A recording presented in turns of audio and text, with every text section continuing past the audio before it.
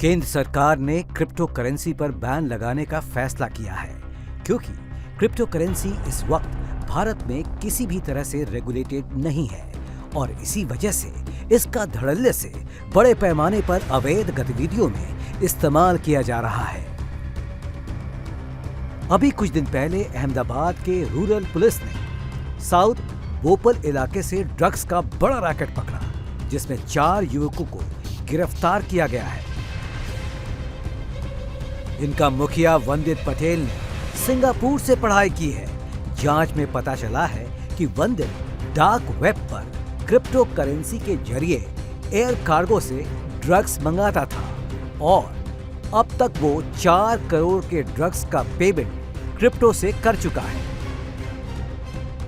Ahmedabad rural SOG के द्वारा जो एनडीपीएस का केस किया गया है, उस केस में जिन अक्यूज्ड को पकड़े हैं, उन अक्यूज्ड से पता चला है कि वो डार्क वेब के थ्रू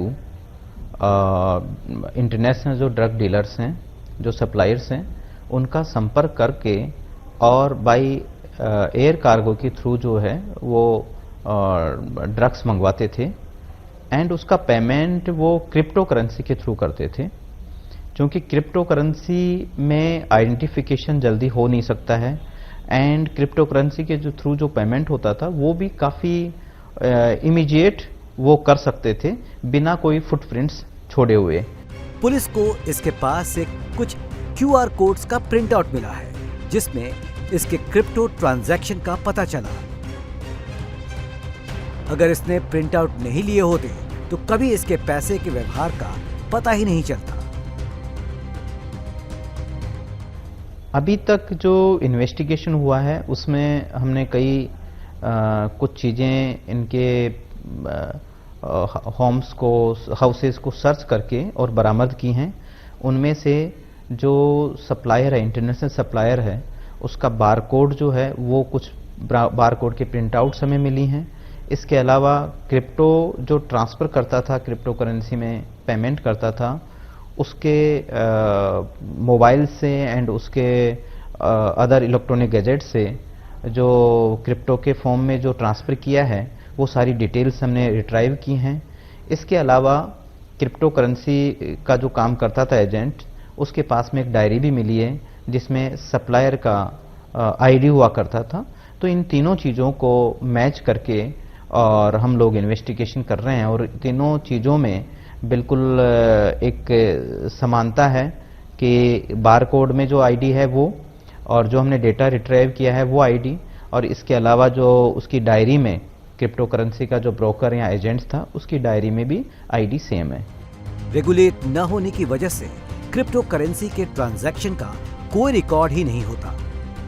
क्योंकि क्रिप्टो करेंसी रेगुलेटेड नहीं है, इसका जो एक्सचेंज कहें या मोड जो भी है उसको अभी तक रेगुलेशन में नहीं है, इसलिए इसके फुटप्रिंट्स मिलना बड़ा मुश्किल था।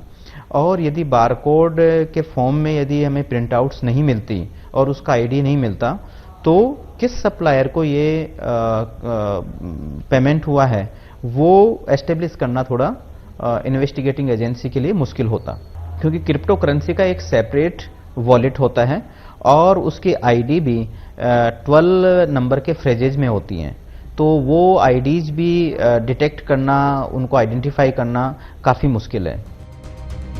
ये लोग पिछले 2 सालों में अब तक ड्रग्स के 557 कंसाइनमेंट मंगवा चुके थे। ये हर बार पार्सल अलग अलग पतों पर मंगवाते थे और खुद ही पार्सल पहुंचने से पहले ही वहां पहुंचकर पार्सल कलेक्ट कर लेते थे।